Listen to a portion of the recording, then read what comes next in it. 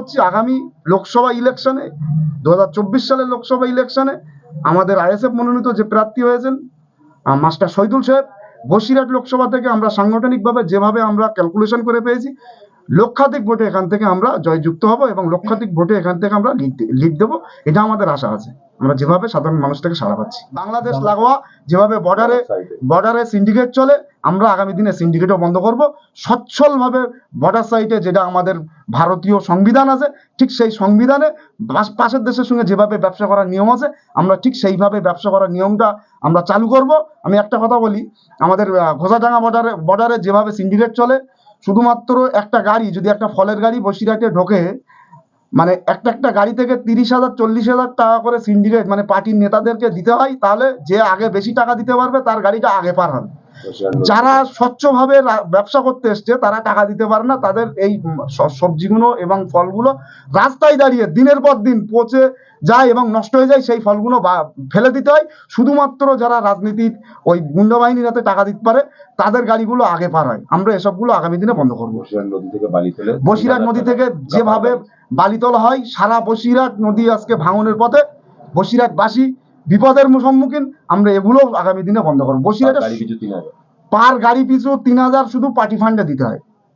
সমস্ত রকম ভাবে যেভাবে পার্টি বসিরহাট হলো বর্ডার সাইড, এখান থেকে যেভাবে শাসক দলের পক্ষ থেকে হাজার হাজার কোটি টাকা মাসে মাসে ইনকাম করা হয়, আমরা এই টাকা ইনকাম করা বন্ধ করব এবং এই টাকাটা সাধারণ মানুষ যেভাবে সাধারণ মানুষের হাতে পৌঁছায়, আমরা সেই ব্যবস্থা করব। বসিরহাটের মানুষের কাছে আমরা অঙ্গীকারবদ্ধ। দেখুন, সর্বপ্রথম ভাবতে হবে যে হেভিওয়েট যাকে যেনাদেরকে বলছেন, তেনাদের দিয়ে কি সমাজের উপকার হবে? আমরা তো বসিরহাটে বিগত লোকসভায় আমরা দেখেছিলাম যে হেভিওয়েট একজন ছিল, তিনি তো লোকসভায় গিয়ে টিকটক করে বাড়ি আসতো। আমরা জনগণের জন্য লড়াই করতে এসেছি, জনগণের জন্য রাজনীতি করতে এসেছি, পিছিয়ে পড়া মানুষের পাশে থাকার জন্য রাজনীতি করতে এসেছি। সেই জন্য একদম জনগণের মধ্য থেকে নির্বাচিত ক্যান্ডিডেট করেছি। শহীদুল ইসলামকে আমাদের দল সিদ্ধান্ত নিয়েছে, শহীদুল ইসলামকে ক্যান্ডিডেট করার জন্য ক্যান্ডিডেট করেছেন। আর শহীদুল ইসলামের পরিচয় আমি আপনাদেরকে দিয়ে দেই।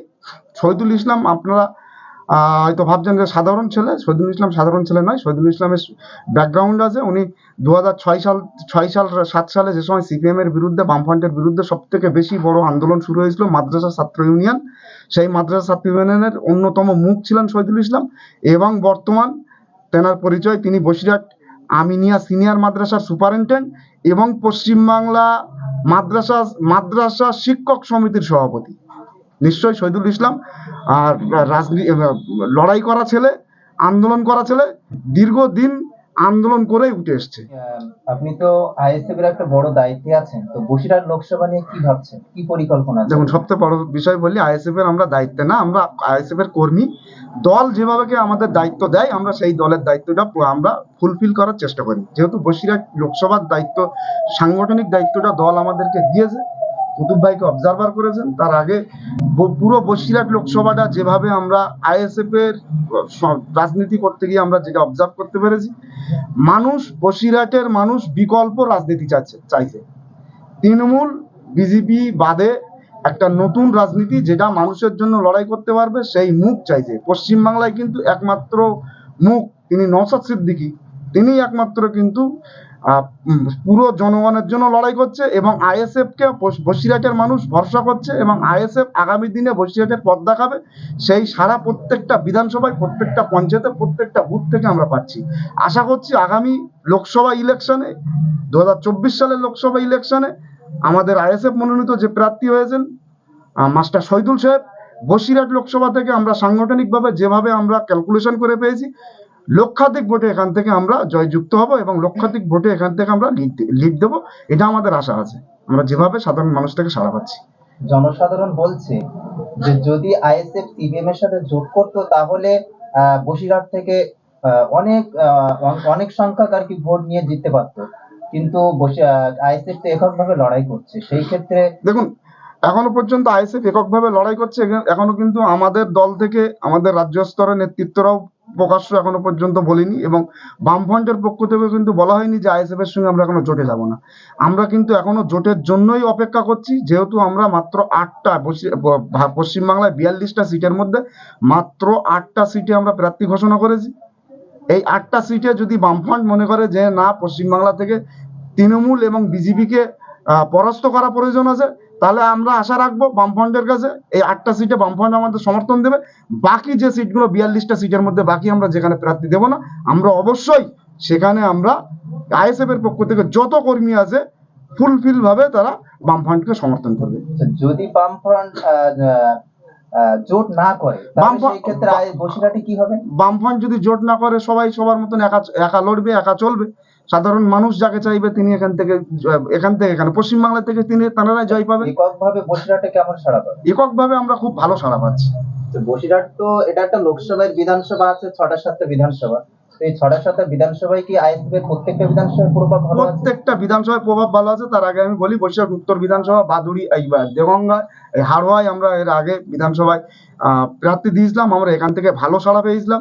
এবং বাদুড়িয়া, মিনাখা আর রিসেন্ট যে সন্দেশখালী থেকে আমাদের কাছে যেভাবে সন্দেশখালীর মানুষ আমাদের সঙ্গে যোগাযোগ করছে, আমির কাছে পার ডে 1.5 থেকে 200 করে ফোন আসে শুধু সন্দেশখালীর মানুষ আইএসএফ করবে বলে। তৃণমূল বিরোধী দল খুঁজছে, তৃণমূল বিরোধী দল করার জন্য তারা বিজেপিতে যাবে না, তারা শুধু আইএসএফ করবে বলে আমাদের সঙ্গে যোগাযোগ করছে। আগামী দিনে আপনারা দেখে নেবেন, সন্দেশখালী থেকে আমরা অন্তত 70 থেকে 80,000 ভোটে শুধু সন্দেশখালী থেকে লিড পাবো। সুন্দরবন, হিঙ্গলগঞ্জ ওদিকে আইএসএফ এর প্রভাব? সুন্দরবন, হিঙ্গলগঞ্জে আমাদের সংগঠন তৈরি আছে, ওখানে 13টা পঞ্চায়েত আছে, 13টা পঞ্চায়েত কমিটি রেডি। আমাদের 13টা পঞ্চায়েতের আন্ডারে একদম 80% বুথ কমিটি রেডি। আমাদের সাংগঠনিকভাবে যেভাবে প্রস্তুতি নিতে হয়, আমরা সাংগঠনিকভাবে প্রস্তুতি নিয়ে একদম পুরো বসে আছি। আমাদের লোকসভা কমিটি, নির্বাচন কমিটি যেটা আছে, আগামী দিনে আমাদের চকআউট তৈরি করবে বসিরহাটের প্রোগ্রামের জন্য। আপনারা দেখতে পাবেন সাধারণ মানুষের সাড়া। আমরা আজকেও তো বসিরহাট দক্ষিণ বিধানসভায় প্রোগ্রাম করে আসলাম, ব্যাপক সাড়া পেয়েছি আমরা। প্রার্থী ঘোষণা হয়ে গেছে, 24 ঘন্টা পার হয়ে গেল, কিন্তু এখনো পর্যন্ত প্রচার প্রসারের কোনো প্রভাব এখনো পড়লো না বা দেখা যাচ্ছে না। কিন্তু অন্যান্য রাজনীতির ক্ষেত্রে রাতারাতি প্রচার প্রসার হচ্ছে। বলছি দেখুন, প্রার্থী ঘোষণা হওয়ার পর থেকে প্রার্থীকে দেখার জন্য, প্রার্থীর সঙ্গে ফটো তোলার জন্য এত পরিমাণে মানুষ আসছে, মানে আমাদের শহীদুল ভাই এখনো পর্যন্ত বাড়ি থেকে বেরোতে পারেনি। কালকে রাত্রের বেলা আমরা দেখা করার জন্য যোগাযোগ করেছিলাম, বললো মুসা ভাই, কুতুব ভাই, আমাদের কাছে এখনো পর্যন্ত প্রচুর লোক এসছে। মানে মানুষ এতটাই উৎফুল্ল হয়েছে আইএসএফ এর প্রার্থী ঘোষণা হওয়ার পর থেকে, এখনো পর্যন্ত সময় পাইনি যে আমরা বসে যে চকআউটটা তৈরি করবো, এখনো পর্যন্ত সেই সময়টা পাইনি। আশা করছি আমরা আগামী রবিবারের মধ্যে আমরা আমাদের পুরো শিডিউল সেট করে ফেলবো। আপনার সোমবার থেকে দেখতে পাবেন প্রার্থী। আমরা সন্দেশখালী থেকে প্রথম জনসভা শুরু করবো। সন্দেশখালী যেভাবে তৃণমূল, আমি বলছি, সন্দেশখালী যেভাবে তৃণমূল কংগ্রেস হারমাত বাহিনী, গুন্ডা বাহিনী যেভাবে তৈরি করে রেখেছিল, আমরা 2021 সালে সন্দেশখালী বিধানসভায় আমরা প্রার্থী দিয়েছিলাম। বীরেন মাহাতো আমাদের ওখানে প্রার্থী ছিল আইএসএফ এর পক্ষ থেকে, কিন্তু শাহজাহান বাহিনীর দ্বারা একদিনের জন্য প্রচারের জন্য বাইরে বেরোতে পারিনি। তারপরেও ওখানে আমরা 22,500 ভোট পেয়েছিলাম প্রচার ছাড়াও। এখন সেই শাহজাহান বাহিনী সহ সব প্রশাসনকে তাদেরকে গ্যারেজ করেছে। সন্দেশখালীর পার্টিতে এখন পুরো আইএসএফ করার জন্য সবসময় উদ্বিগ্ন হয়ে রয়েছে ছেলেপেলেরা। আমরা ওখান থেকে সর্বপ্রথম জনসমাবেশ করে আমাদের পার্টির চেয়ারম্যান নওশাদ সিদ্দিকী ভাইজান দিয়ে জনসমাবেশ করে আমরা বসিরহাটে প্রচার শুরু করব। আচ্ছা, শেষ একটা প্রশ্ন, এই বসিরহাট লোকসভার বাসিন্দাদের জন্য আপনি কি ঘোষণা করতে চাইছেন? বসিরহাট লোকসভা বাসিন্দাদের জন্য আমরা আপনাদের কাছে, বসিরহাটবাসীর কাছে অনুরোধ করব, আপনারা বারবার ঠকেছেন। বিগত 9 সালে এখানে 24 সালে যিনি শাসক দলের পক্ষ থেকে ক্যান্ডিডেট হয়েছে, 9 সালে তিনি ক্যান্ডিডেট হয়েছিল, আমরা তখন তেনাকে ক্যান্ডিডেট দেখেছিলাম, তখন আইএসএফ প্রতিষ্ঠিত হয়নি। 5 বছরে তার কোনো রেকর্ড নেই লোকসভায়, বা একজন এমপি হয়ে এমপির কাজ কি। তারপরে এখানে প্রয়াত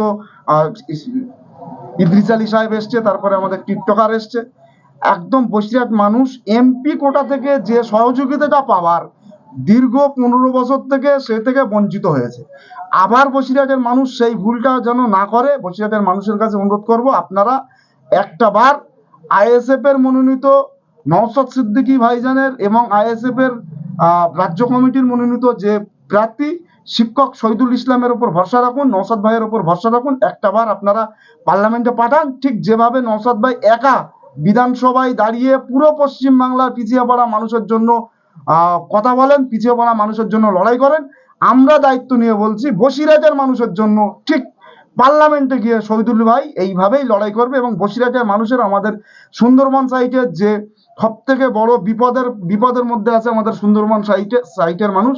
ওখানে প্রায় 70 কিলোমিটার বাদ, যেখানে কেন্দ্র সরকার 4,000 কোটি টাকা অনুমোদন দিয়েছিল, সেই 4,000 কোটি টাকার থেকে 40 টাকাও রাজ্য সরকার ব্যয় করেনি।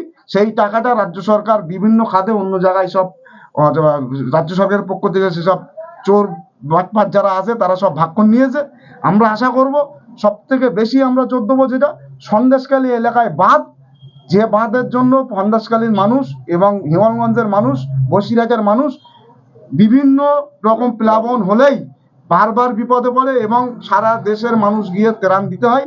আশা করব সেই ত্রাণের সম্মুখীন বসিরহাটের মানুষের আগামী দিনে হতে হবে না। এবং বসিরহাটের সব থেকে বেশি জোর দেবো আমরা বসিরহাটের বাঁধ এবং কনক্রিট বাঁধ এবং সুন্দরবনের সাইডের আমরা উন্নয়ন করা, এবং বসিরহাটে যেভাবে মানুষ কর্মসংস্থাহীন অবস্থায় পড়ে আছে মানুষকে কর্মসংস্থান দেওয়া। বাংলাদেশ লাগোয়া যেভাবে বর্ডারে সিন্ডিকেট চলে, আমরা আগামী দিনে সিন্ডিকেটও বন্ধ করব। সচ্ছলভাবে বর্ডার সাইটে যেটা আমাদের ভারতীয় সংবিধান আছে, ঠিক সেই সংবিধানে পাশের দেশের সঙ্গে যেভাবে ব্যবসা করার নিয়ম আছে, আমরা ঠিক সেইভাবে ব্যবসা করার নিয়মটা আমরা চালু করব। আমি একটা কথা বলি, আমাদের ঘোষাডাঙ্গা বর্ডারে যেভাবে সিন্ডিকেট চলে, শুধুমাত্র একটা গাড়ি, যদি একটা ফলের গাড়ি বসিরহাটে ঢোকে, মানে একটা গাড়ি থেকে 30,000 40,000 টাকা করে সিন্ডিকেট মানে পার্টির নেতাদেরকে দিতে হয়, তাহলে যে আগে বেশি টাকা দিতে পারবে তার গাড়িটা আগে পার হবে। যারা স্বচ্ছভাবে ব্যবসা করতে এসছে তারা টাকা দিতে পারে না, তাদের এই সবজিগুলো এবং ফলগুলো রাস্তায় দাঁড়িয়ে দিনের পর দিন পচে যায় এবং নষ্ট হয়ে যায়, সেই ফলগুলো ফেলে দিতে হয়। শুধুমাত্র যারা রাজনীতির ওই গুন্ডা বাহিনীর হাতে টাকা দিতে পারে তাদের গাড়িগুলো আগে পার হয়। আমরা এসবগুলো আগামী দিনে বন্ধ করবো। বসিরহাট নদী থেকে যেভাবে বালি তোলা হয়, সারা বসিরহাট নদী আজকে ভাঙনের পথে, বসিরহাটবাসী বিপদের সম্মুখীন, আমরা এগুলো আগামী দিনে বন্ধ করবো। বসিরহাটে পার গাড়ি পিছু 3,000 শুধু পার্টি ফান্ডে দিতে হয়।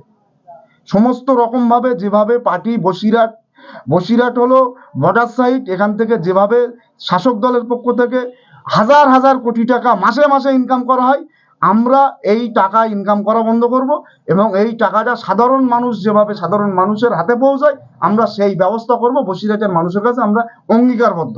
আপনার পরিচয়? আমার নাম মুসা কারিমুল্লাহ, ইন্ডিয়ান সেকুলার ফ্রন্ট উত্তর 24 পরগনা জেলা যুগ্ম সম্পাদক এবং বসিরহাট লোকসভার সাংগঠনিক দায়িত্বে আছি।